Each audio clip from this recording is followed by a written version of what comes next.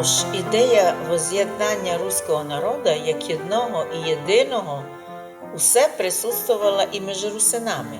У чому різниця такої ідеї у русинів? Ідея єднання руського народу завжди панувала не тільки у русинов, але навіть і у людей словаків, словенів. Мало хто знає, що в 18 віці в Словенії, Дальній тепер, була ідея, щоб іменно староруський язик став державним. Но ідея воз'єднання руського народу, як одного єдиного завжди, присутствувала точно між русинами, але не ідея комуністичної анексії і насильственного радянсько-українського насильства українізації русинів Закарпаття.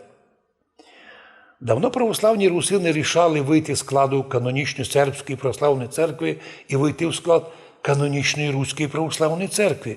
То наші русини желали давно і добилися того в 45-46 годах. До речі, ніколи русини, в тому числі і донині, не шкодують за свій важний і правильний вибір.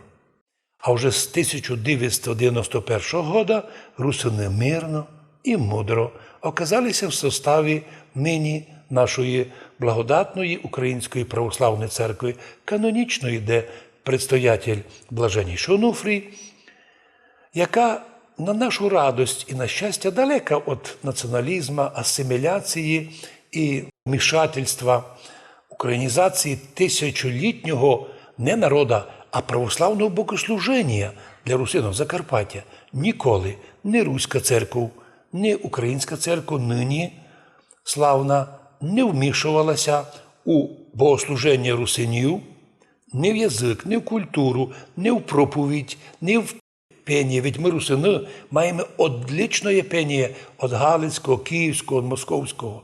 Ми маємо свої древні карпато-руські напіви, а тому ми завжди показували світу й донині, з якого боку не придивися, древні русини Закарпаття мають свою православну віру древню, і вони завжди оригінальні і зостаються іним народом. Не кращим від українців або словаків.